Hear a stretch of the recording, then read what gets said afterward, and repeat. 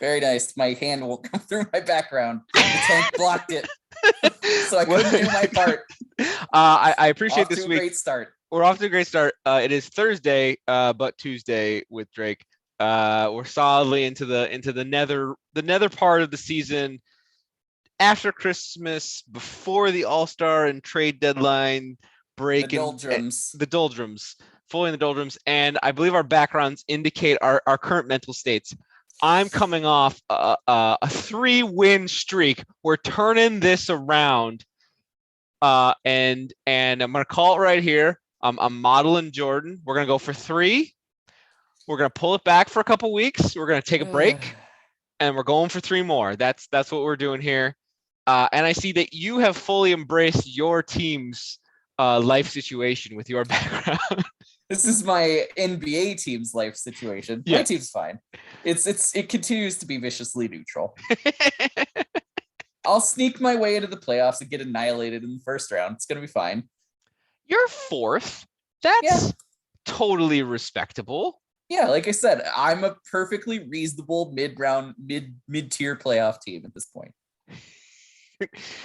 So I sound like Blazers management right now. Man, fully embodied over here. I'm embracing the hate right now. I don't know what to tell you. We'll get there. We will get there. We do have some dedicated time for Blazers Corner, which I will reference.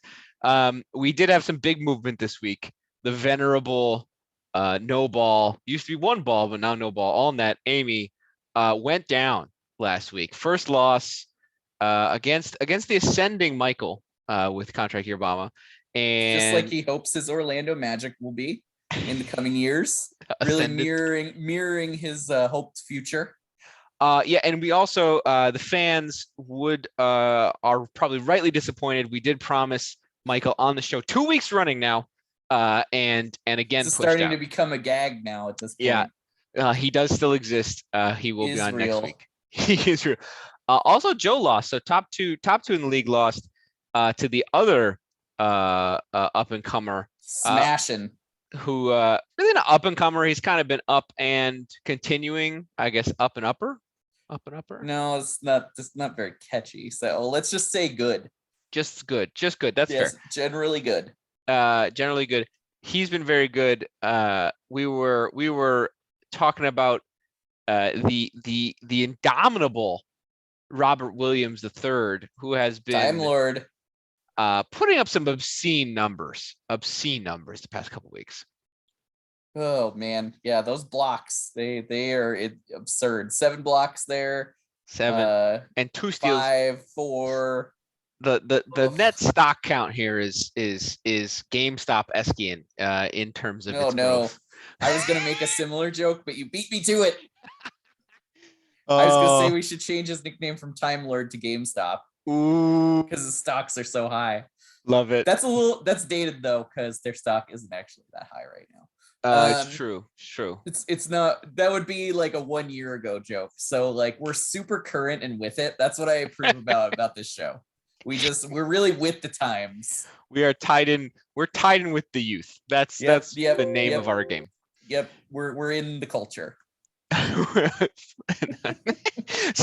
Anyway, I'm not going to say a bad thing. Keep it moving. The other interesting thing. So into this week, the fearless leader also struggling. So we might see a double dose here. Oh, I'll go back up to you're in the wrong page. There you go. Amy losing again to the bottom of the table, and it doesn't 10 and look 1 good. versus 1 and 10. They're like inverse. And Amy has only 17 games remaining. Granted, well, that's a lot of missed games happening there. Yes. Oh, I'm sorry. 8 games remaining to 12 games remaining, and she's got 3 folks not playing. This is what happens as the season goes on. People they start dropping. I am now declaring this the official turn of No Move Amy. So I think No Move Amy is going to come around, and we're going to start seeing the cliff as the roster gets whittled away from. Snap! Those fighting words. No Move Amy. No Move Amy. That's We your shall thing, see. so I'll leave you to that one. Oh, no, I'm thanks. staying out of that. But Thanks for this is actually the battle of no moves, I think. What do yes, they have combined? How many moves do they have combined? one, and the one is my trade with Amy. I think Amy has another move. I saw Norm on her roster. No, No? Okay. Uh well, that's funny. Poop Madness has 0 moves. I'm leading now at 32. So yes, you and yay. I, shocking as people The who make people a who pay the most podcast. attention, and then the person who probably pays the third most attention, or maybe even more than us, is at third in that regard. Yes, it's an unsurprising crew at the top of this list, Yep. for sure. That's interesting league movements. I'm winning. I might go for 4. My retirement might be put off. I think I have a good shot this week. I've got a How tight one here. This you got is that? it's a challenging matchup for me because we're both big guy heavy. So like whoever's big guy more, will win this matchup. Ooh, battle of the big guys. I like battle of the big guys. Let's see who's bigging up. Let's see who's got. You did avoid the Lillard surgery status, which we'll get to in a second. But who's so There's they're doing pretty good. Valanciunas. Yeah, we got pretty clean. He's still got Gobert out, and he didn't play Mitch Rob for some reason, so that was helpful. No Mitrob. Mitrov's doing stuff, yeah. If you're listening there, Chris, I'd be happy to take him off your hands. If you don't like him, if he's rotting away on your bench. Steph Curry Curry. had another booty game this week, but he did have a triple double also. Getting you the boards. But man, is he shooting poorly. Like he is shooting so bad the last he's got one. I think he's got one game over 40% in like the last 8. Yeah, I heard. I think they played 2 games over 40%. I watched the first half of the Klay Thompson triumphant return game, and they're saying this is like maybe his worst percentage slump basically ever, which is pretty insane. Yeah, him and Dame are both are having a rough season though. Dame's is at least explainable to injury. Yeah, pretty good. Sabonis is doing Sabonis things, although he didn't do much in the last game because they got just blown away, and so I don't think he played any of the fourth quarter. I mean, yeah, but he got you a 23 rebound triple double the game before. So I mean, and then right before that, a 42-point game. He's got 2 triple doubles the past weeks. I think you're fine. I think he's okay. Doing good. He's doing so good. Calm down. He's good at basketball. That is good. So good luck on that one. And then really the battle of the up and comers. Yeah, that's the matchup of the week right there. Definitely. So and Mikey winning it. So talk to me about. You have to feel a little aggrieved. So I feel like with the news of Mr. Lillard, I think we can firmly say that the great trade has bit a bit of a bummer for big you. Fat L for sure. Like just this big, very big. However, I'm happy that I could help a friend out. It hasn't been a total loss. Obviously Dame is Dame, and when healthy is a top 15, 20 type player in fantasy, and probably in a top 10 player in real life. So I'd love him to be back, but the crushing that Jaylen Brown is doing is what's hurting me a little bit, because he's one of my favorite real life players, and that's why I draft him every single year. But he was kind of hurt a lot in the early part of the season. That's why I traded him, because I needed some immediate help. And so that was kind of the rationale there. It has not worked out as I had hoped. However, it's not like total loss. Vanderbilt has been very good, doing his thing, getting stocks and boards. John Collins is still better, but Vanderbilt's become a more, consistent source of rebounds than Collins was. Collins was never a consistent source of rebounds because Capella would every once in a while get like 40 in a game, and then no one else would touch the ball on the boards. So that's not too bad. And then I managed to swoop in right before the surgery and pick up Dame's self-described protege, Anthony Simons, who is doing good. He's not playing tonight because I think he's out for a funeral because his grandpa died last week. And then on the night his grandpa died, he had 43 points. So that, or the day after. He had a 43-point game on 62% shooting with 9 threes. Not too bad. Yeah, that's a good game. That's Yep. he's got that spark. You can see it. He just needs to like take a leap. He's a little small, but like he can do those He's things. 6'4", like, He and looks small. he's put on weight this year. He's put That's on some key. muscle. You know, he is a baby. He was like 17 when he was drafted. That's So true. he's old. I think he's only 21 still. And he's been like 75% of Dame since he took over the role. So that, that's pretty good. And you know what he's doing that's really good is he's doing this all very low turnovers. So that's nice. Like he had a 11 assist, 3 turnover game, which is nice. And I am enjoying his play. He is the tank commander for the Portland Trail Blazers heading down the stretch as we sit Dame for surgery. And maybe we could sit CJ too, like a punctured lungs, not a collapsed lung. It's not something you want to fuck with. No, you want to trade CJ. You need to get rid of CJ. You need to get rid of him, or you need to sit him. I probably need to get rid of him off season at this point. Yeah, it's probably too late. Well, I still think that I think CJ is like trade deadline bait for some team who wants to go for it. I don't know who. The problem with him is that you need a very specific type of team for him to like really do well. You need a big playmaker, like a large play. You need like it has to be like LeBron or Luka or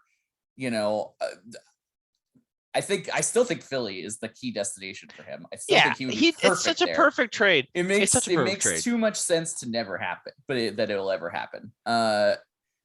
Dallas is probably another one because of Doncic. Like put him next to Doncic and let him shoot, but then that's no defense at all. Once again, Lakers would be hilarious if the Lakers would actually. He would be an amazing fit for the Lakers. Although Malik Monk has kind of taken on that, sitting there with his 23 points per game and like 4 threes a night that he's had over the last like month.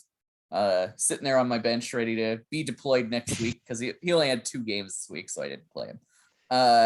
So back to Simons. I think before you continue, I just want to make one point that it's Thursday. So we're only 4 days in. 4 guys on Mikey's team already have 60 points. I think Embiid is on some kind of crazy like 9-game streak of 30 points or more or something like that. He's good at basketball. Oh my, wow. That is 31 points for 6 straight games. What is that streak? Like, how do you, and a triple double? That's in there. That's crazy. Yeah, 5 straight games. Very good. And look at all of those straight games that he played. That's the really important stat. I mean, like we always do. Like he's one of those. Like he's on my don't draft list specifically because you never know how many games he's gonna play. But like you can't argue that if he plays, like he's obviously top 3-5 guy in production all day long. Yes, like he's right there with LeBron where if they play the game, they are amazing. He's getting Michael is currently on a heater. I think he's crushing. But his guys are just also on a heater. So like he's got good guys, but they're also all over the place. Wow, so 11 threes for Edwards in 2 games. Yeah. Yeah. I mean, like and Shai Gilgeous-Alexander, obviously a good player, but like 28, 8. That's not that weird for him. He can do that. He's really good. He is really good. But like he's just getting it all at the same time is what I mean. So like he also just happens to have a very good backcourt mate named Josh Giddey to play with. So just saying. The Giddey line. Yeah. So this will definitely be a good one to watch. And so one more thing about Simons is he's got what he has now for the first time in his career is opportunity. He always was a bench guy. He's never really been great in a reserve role. Anytime he starts, he does well. That's true. When some guys don't play well as bench guys. Some guys don't play well as starters. There's a reason Jamal Crawford was a bench guy for his whole life. He played better off the bench and did not play well as a starter. So Simons is definitely a guy who needs to start somewhere. So I guess first thing, before we launch into our next thing, do they trade him or keep him? They have to pay him. They have to pay him this offseason. I think you got to keep him because there's a non-trivial chance Lillard is half washed. right? Like, I don't know. I don't think he is, because I said when non-trivial. I said there's a chance. I think it's very low that he's washed. That's fine. I think it's like a below 1%. It just like it would be. I feel like not too many people out there need a point guard, and his market value is probably not super high. Because like, what team? We'll get to this in a second. But like, not too many teams out there need a proper starting point guard that does what he does. I feel like most teams probably cover. I mean, but any team needs a guy who can get buckets. Fair. So I think the Blazers should keep him in their best interest. But you're right on the starting thing. That's interesting, because I was thinking about that. The opposite happened with Kobe White on the Bulls. When he was starting, he's not a starter. And then this season, and even the half of last season where he was coming off the bench, he is like sixth man hot fire. Like, that is clearly his better role. So it definitely is interesting, especially the shooting guards, the people getting buckets. There's definitely a clear delineation there. Yes. I think you keep him because he's the future. That's what I'm saying about Simons. All right. I like it. So that leads us into our next segment, where we are going to talk about people in fantasy who we'd like to see get more opportunity. Simons is definitely a guy who I would put in that, who is in that bucket right now. For example, he is the 40th best player in fantasy over the last 2 weeks. So top 40 over the last 2 weeks. Opportunity can do a lot for you. So we've cooked up a few names of guys who we would like to see moved out of their current spot and into somewhere new, where they will have maybe increased role, increased opportunity to put up big fantasy stats. This isn't about real life trades where we think it'll make the team better. We just want to see trades that'll make guys get more fantasy numbers. So would you like to start us off? No, you start. I'm gonna defer to you. Or do you want me to start? I can start. You go ahead and start, because I don't have my picture queued up. Well, I didn't have it up either. So like, see, now I wasn't ready for that. My first one, I'm gonna start local. This is a self-interested play. I admittedly have two self-interested plays, but for different reasons. Because I actually want the other one to happen. Buddy Hield, not getting the minutes that he needs to on the Kings. He's like sixth man, kind of starts sometimes. Kings obviously have a bunch of people on the trading block. I think Hield's probably like number one person on their block. And it could easily be doing 20-25 a night if he was on the floor as a starter in most places, just like shooting corner threes. Unfortunately, I think he should go to the Lakers. I don't want them to win. They missed that boat. Too late? Why? Because they don't have anything left to trade. Well, you said I don't have to worry about that. Oh, I know you don't have to worry about that. But that's what they should. I agree with you. That's 100% what they should have done. Yeah. They should have traded for him instead of Westbrook. And I'm so glad they didn't, because he's a perfect fit. And I 100% agree with your trade idea. He'd be putting up like 30 a night, the Lakers. I mean, he'd be doing 15% more than Malik Monk is doing right now, which is like 24 points a game on like 6 threes, and he'd like be deadly, shooting over 50%, because literally every shot he takes is completely wide open. Yeah, like I've watched a couple Laker games like the last few days, because I picked up Monk and I was kind of like scouting him a little bit. I like to scout guys before I pick them up, just FYI. And so like I was watching their games. That dude, every shot he takes is wide open. Like every NBA player should be able to do what he's doing right now, because it's just literally wide open jump shots from LeBron. On this note, two things. One, it is ridiculous. And yeah, if Hield had those opportunities in like corner threes, like he never gets to shoot on the Kings, probably uncontested. Two, did you see the video of Westbrook getting those same wide open shots, clanking all of them at Sacramento, and the Sacramento DJ playing "It's Cold as Ice" every time he missed the ball, it's the shot? Oh man. Incredible. That in and of itself is cold as ice. Yes, that is incredible. Love it. Keep being you, Sacramento. Keep being you. Yeah, that's max extension on the DJ for that quality. Get that man a contract right now. Pay that man his money. So yes, pay the man. I would love this both because my team would get substantially better, and Hield would clearly bump way back up because he is definitely not getting his percentages, not getting his buckets this season, and he's making my draft pick bad. So that's my first one. All right, here's my first one is just totally random, and it is a certain Mr. Inez Freedom. Great name. Him and Meta World Peace should go 1-on-1. Peace versus Freedom. And I don't know who would win. So I chose him because I had him on my team last season for much of the year when he was on Blazers. Nurkic got hurt, and he was a top 25 player in fantasy. He's currently rotting on the bench for Boston, as he should be, because like legitimately he's not a starting NBA player, which is fine. But this is fantasy. This isn't about wins. This is about numbers. So my trade is to send him to the Oklahoma City Thunder. Presumably in a world where, you know, Boston needs to do something to move some salary to sign someone else, probably. That would be like the scenario that they would do something like that. Because it's not like he has a pretty good contract. He makes like $6 million a year. So it's like, I love that trade. I love that trade because it's amazing. It's just fun. He would totally play on the Thunder. The Thunder is like the island of misfit toys right now. Him and Giddy pick and rolls would be awesome. Yes. So let's do that. You're right, though. I didn't realize he's like rotting on the bench. I mean, he's getting like 5 minutes a game. That's sad. Well, yeah, he's behind Time Lord. You know, I mean, like, what are you gonna do? And also, when he comes out, when Time Lord comes out, they tend to go small. So, he does not play much. He plays in matchups only. So, that's my first one. What do you got? And he's behind Time Lord and Horford too, and like they kind of play together. But like, yeah, that's tough. I got Jordan Poole. This is sort of a this is a great pick.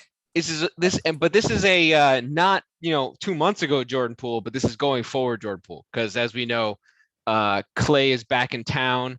I'm super stoked. He's back in town. Sorry. Exactly. I'm super stoked about that. So I think Mr. Poole clearly demonstrated his capabilities, but is now going to go deep into the tank in his numbers, and so like we want to unleash that. Best unleashed on the Nuggets, I think, is where he should go. Yeah. Interesting. Yeah. I actually think that trade might happen. That could definitely happen. He would make a great backcourt mate for Murray. Yes. And they could use him this year. And it's exactly what they need. And I feel like the Warriors could get something useful to them. I actually think this could happen legitimately. I like that. Although it violates your don't trade him to a conference rival rule, but yeah, but like the Nuggets are not a conference rival for the Warriors. not this year for certainly, but but they could be if they come back with him and Murray and all the other stuff and COVID McGee Porter. So I think he's had COVID 12 times. I don't know what to tell you. So this could happen. If it doesn't happen the trade deadline, I think it actually could happen in the offseason. But I think it's a perfect trade both for the pool and the teams involved. And your owners out there of Mr. Poole had him or hung onto him and haven't dropped him yet. I like that trade a lot. I think it makes a lot of sense. He obviously can't be kept for very long because he's going to demand money and Golden State has none unless they want to pay, like $400 million for his contract because that's how much luxury tax they're in at this point. Okay. So my number 2 is a certain Portland Trailblazer, CJ McCollum. Shocking. Christian James McCollum. Shocking. Yes, shocking. He has needed to go for many years. This has been true because the backcourt of him and Dame, a backcourt of him and Simons, none of these, him and Norm might work, but that would be weird. So there's just not a place for him on this team anymore. For his perspective, he isn't quite getting his full potential because he plays with a guy who does everything he does, but like 20% better than him. So okay, I'm gonna ask you this because I'm actually curious about this from the premise of this segment. What's your potential here? Because I would think he's actually close to getting what he would think his numbers are. So like, what do you think he's doing? CJ is like a 22, 4-4 kind of guy. Couple of threes. Without Dame, he's around a 28, 5, and 9 guy on higher percentages, obviously a ton more threes. it's not like a massive jump, but it shoots him from mid round to early round. Because when he's done this, he's done it without losing efficiency, which is like what the key thing is. Like he's not doing this on like he's never been the most efficient player because he doesn't shoot free throws, because he never goes to the rim. But right, he did the same things he would do with more points on the same efficiency or even better efficiency sometimes. So like that you get extra, but you don't get the negatives that you sometimes get from a big ball heavy guy. So where's he going? I mean, the obvious answer is Philadelphia. He's literally a perfect fit. It's just so dumb that it hasn't happened yet. That would make, I mean, like truly though, it's dumb it hasn't happened. It should actually happen. Philly would be a contender immediately, and everybody would be happy. Like Philly's there'd be no mad problem, person. as evidenced by the entire postseason that has now ruined Ben Simmons' life, is that they don't have a fourth quarter bucket getter. And there are not that many people who are better fourth quarter bucket getters than CJ McCollum. I like, for all the hate about him from Blazer fans, like there are so many games in which Dame was off that he would be like, okay, I got this. And he would go get them that big bucket that they needed because he can literally get his shot off anytime against anyone. He can I also feel like his. Oh, sorry. I also feel like the Dame black hole also like infects CJ. So people think CJ is bad in the fourth quarter because Dame would go hero so many times. He's otherworldly too in that situation. So I think people forget about it because like he similar to DeRozan and like LeBron, where they have the mid range, that mid range game in the fourth quarter. If you can hit, or Chris Paul, if you can hit that, like you just get to your spot every time and you can hit that shot automatic. And that's what he does. Yeah, I agree. Yep. So make him bucket getter at the end when you can't really go down to the post because you'll just get triple teamed. So that's my second one. Honorable mention would probably be Dallas. There's not really anything I would want in return from Dallas as a Blazer fan. So that's fine. You don't want Maxi Kleba? No, not really. I actually do think he could be better on another team, but he might be a good answer for that because I remember there was a few games where Crap Snaps was out where he averaged like 12 points, 8 rebounds, 2 blocks. And it's like, that's very good big man stats with some threes because he can shoot. Yeah, he's a guy. He actually lit up the Bulls the other night. They came back, but he was doing good against that. So he gets hot sometimes. So that's that. I'm gonna finish mine. We're gonna pick on this is Blazers theme tonight, but this is one I think it can't probably actually happen, but I want it to happen desperately. Is person whose head's chopped off in the background. That's Robert Covington. Rocco beard. I could tell, you know what's funny? I could tell that was Rocco even without like being able to see his head or number. It's true. That's pretty impressive. Also, Google Robert Covington photos. He has 3 poses and infinite versions of those 3 poses. It's like this also, and this. Yeah, and infinite hairdos in those poses. Yes, like the hair's going to change. When he lets the braids out and he just has like the giant wild like forest of hair, I freaking love it, and I wish he just did that all the time. And I swear he plays better. I want like an analysis of like games where he's had the braids out versus games where he's had the braids in, and I really feel like braids out he would be a significantly better player. Okay, I love this tie-in. So, and I'm going to explain. Robert Covington needs to go to the Bulls. No. Like, what do you got? Let's go away from the fantasy. What are you giving back? Whatever we can, honestly. Like if we could make this happen, it'd be the perfect trade for the Bulls right now. Like Patrick Williams, Dosunmo, picks, whatever we can throw. That's not the starting 4 guys. I will happily take Patrick Williams for Rocco. Let's do that. Call that in right now. Can we call that in to the league? Yeah. Let's please honestly do it because like win this year.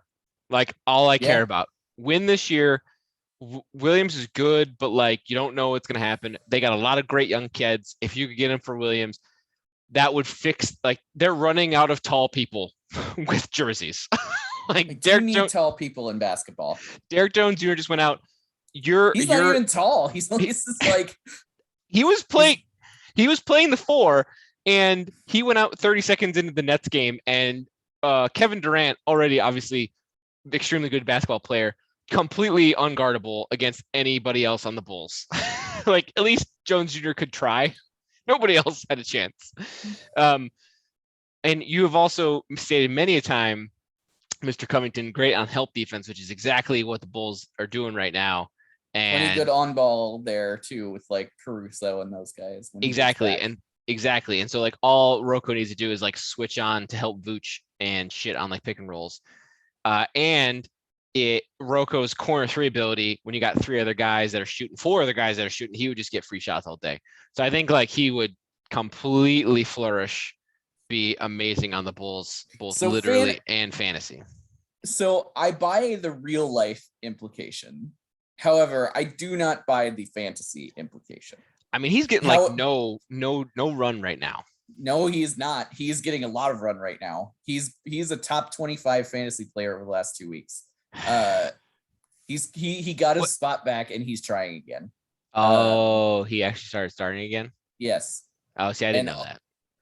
He the reason I say that is because he's basically doing the Rocco things. I think he's like 12 points, Holy 6 crap. rebounds, oh my 4 stocks. He was 21, 4, and 6 stocks on 60% shooting. When did that happen?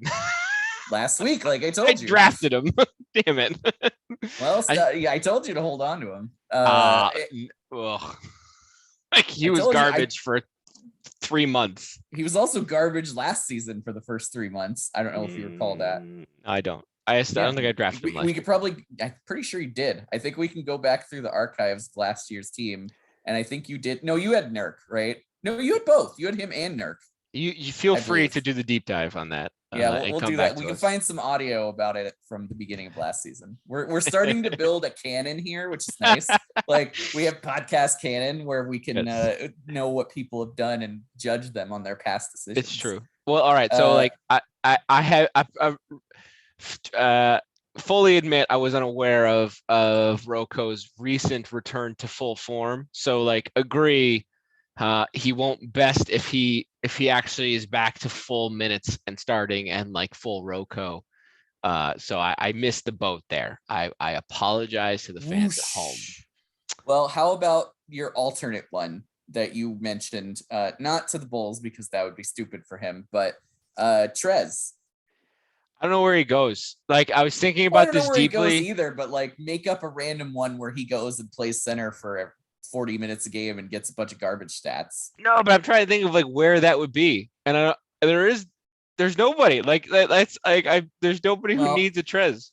Yeah, he's just not that useful of a player in a real life situation. Like he's good, he's great in fantasy, but like he is not. He doesn't really do winning things. Yeah, he's only deployable as like a seventh number 7 energy guy, minutes eater. Yeah, rotation, like an innings eater in baseball, but like you're not putting him on the floor in playoff empty games. Calories, the epitome of empty calories. There you go. Yeah, he's supersized McDonald's fries. No, big gulp, empty gulp? Calories. All right. All right. So now that you've slammed down my illustrious actual desires, what do you got to round this out? All right. My last one is, let's cue it up here. Mr. Brandon Clark from the white hot Memphis Grizzlies. They're good. Like, they're good at basketball. They have I could have picked anyone with this uniform on at this point. They have so many people. Like they have 18 legitimate NBA players on their roster. I swear to God. Like their 18th man is better than most people's 7th man. And it's not even allowed. So I don't know how they did that. He was the one I chose. I also was thinking of Kyle Anderson, but he gets a lot of opportunity. So this may become irrelevant in 2 weeks because they've started using him more, but he has always kind of been the odd man out amongst the big rotation. I think he's top 50 in the league in the last 2 weeks. I'm literally picking up Brandon Clark right now. I'm not even kidding. I am hitting the button. You're welcome. I am not sharing his stats on this screen. Well, now that you've hit the button, share the stats. I will Go ahead. momentarily. That's funny. I looked at picking him up. I wouldn't have named it, or I would have picked him up in advance. But I'm too superfluous in most of his stats at this point. But he is, I mean, he's an excellent big who does all the things. In real life, he's a fantastic defender. In fantasy, I think he gets a pretty decent amount of stocks. That's probably the main draw for me if I'm picking him up, is he's a good stock guy, decent rebounds, high percentage, low turnovers. Like, okay, actually, here's what we're gonna do. We're gonna. This is a fun game. I want to pick him up, but I have a struggle here. Okay. All right, so my roster's shit at the moment. So and Roster's shit. So here we go. So he's actually like he's stud stats right now. Yep. He's like 15 and just under 10 15, boards, yeah. full rebs. Yeah, your stocks are there and crazy high percentages. Like but here's why he's my pick. Look at his minutes. That's efficient, man. That's like that's big stats on low minutes. Yeah, he needs 10 more minutes a game. That dude is a starting power forward in this league on a good team playing 35 minutes a night. Bulls. That actually was my answer. Yes. That was who I was going to give you. I was a toss up between Bulls and Boston, but Bulls is the answer that I originally had. So all right. So here I need Brandon Clark. If I want to pick up Brandon Clark, I drop two people because stupid Will Barton just came off the injury list. So my first thought, I picked up Marcus Morris Sr. as a fill-in. So he's gone. Drop him. That's it. So he's gone, but I need another one. So somebody in Smart. It's so tough to drop him. You just can't quit him, can you? But I bench him and he plays amazing, and then I start him and he plays like garbage, and it's just that seems like a perfect reason to cut him. It's so infuriating. I was thinking Love, but then I'm out of centers again. But then because like Aldridge has to come back, and I'm hoping that Bryant maybe is a guy, but I feel like I could probably drop him. Too many centers on that team.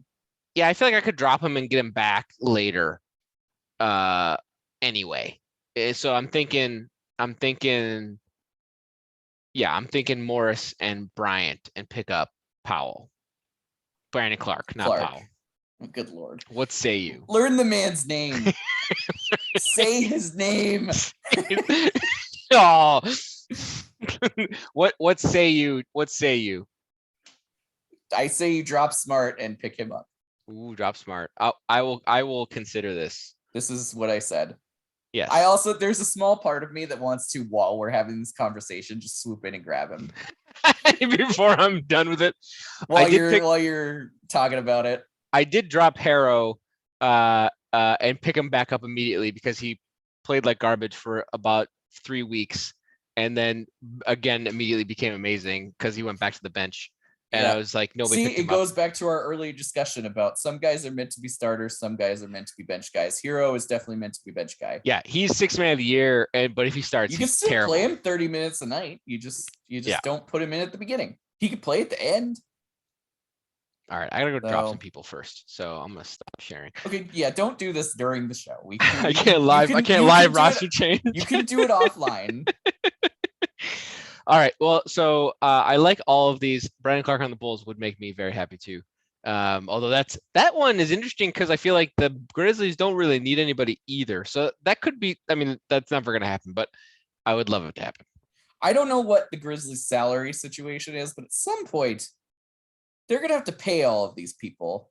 They have a lot of guys, that are worth probably 12 to 20 mil a year. Like, Bane is still really young, so they're having a breakout season, but they don't have to pay him anytime soon. It's only his second year. But I think they just paid Dylan Brooks. They've got Kyle Anderson. Ja is going to be due for his monster extension soon. I believe Triple J is up this year also. Like you're going to have to make some decisions. Yeah, they're quickly approaching like like we've talked about this before, but like the miss the window of the rookie advantage, right? Like you got Ja needs all of the money, rightfully so, and once you do that, then you're you've got blown. to And like start Triple dumping J, same people. thing. Yeah, you got two guys that you need to rightfully pay, and then you're gonna blow away your rest of your capability to get these other people in there. So yeah, Yep. they almost are unlucky, right? Like they just missed this perfect, like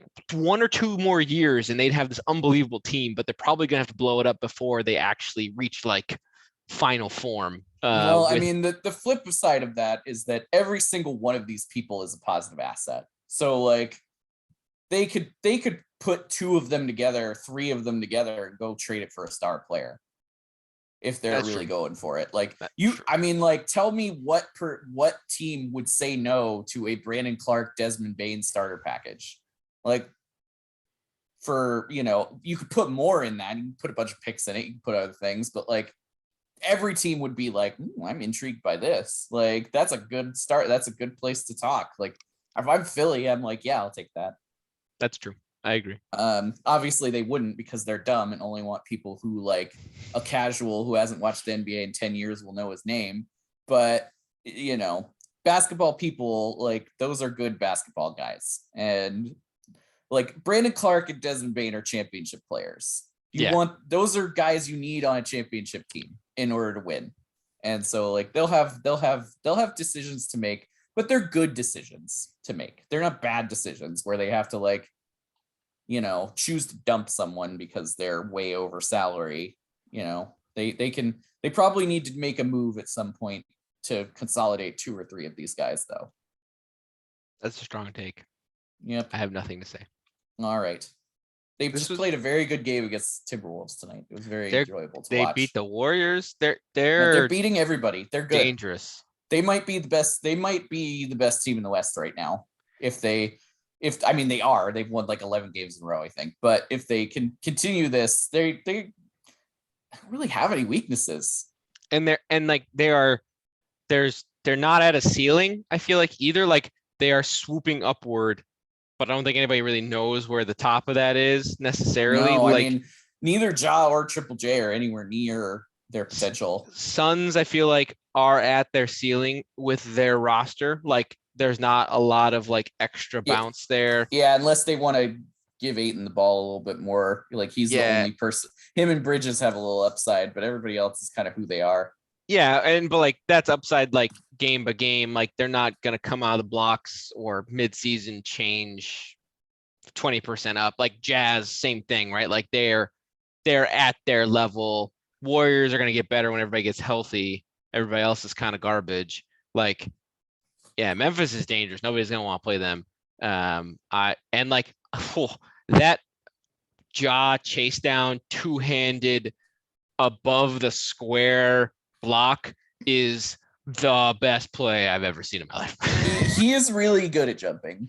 He is a very springy gentleman. Yeah.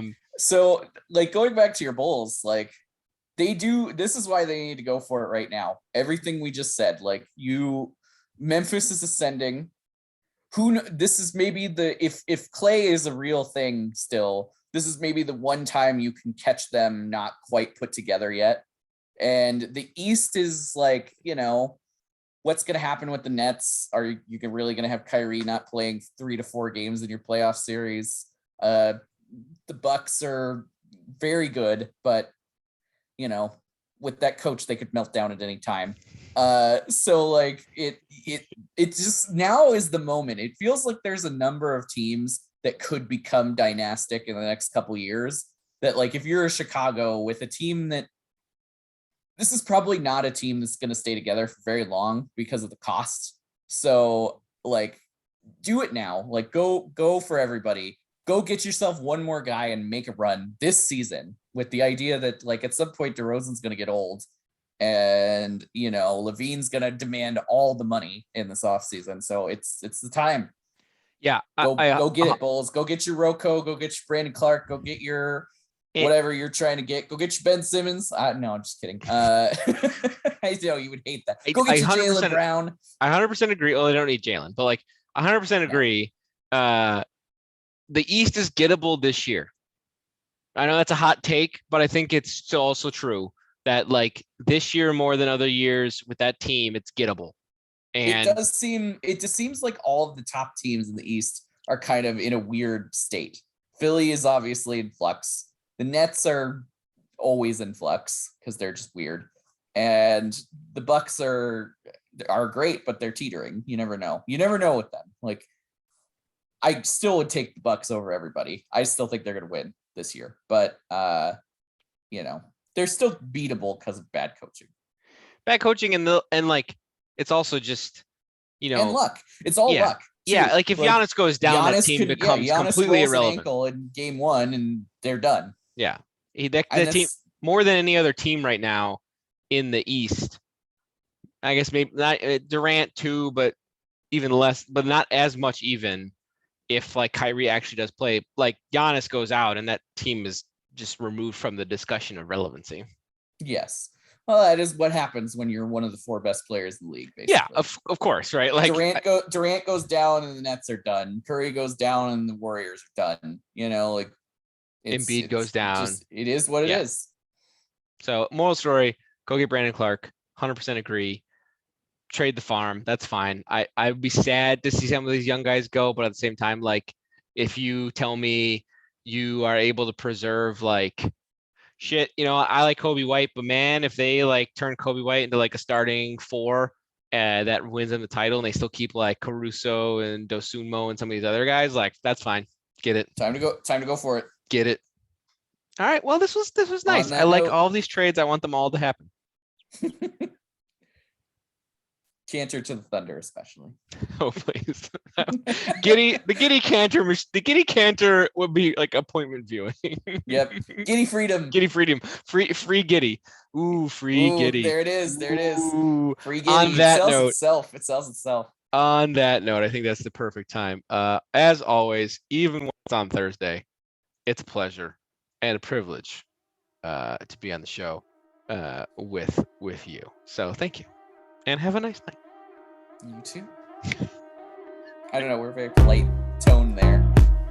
I hate you. Go away. Yeah. Is that better? Yes.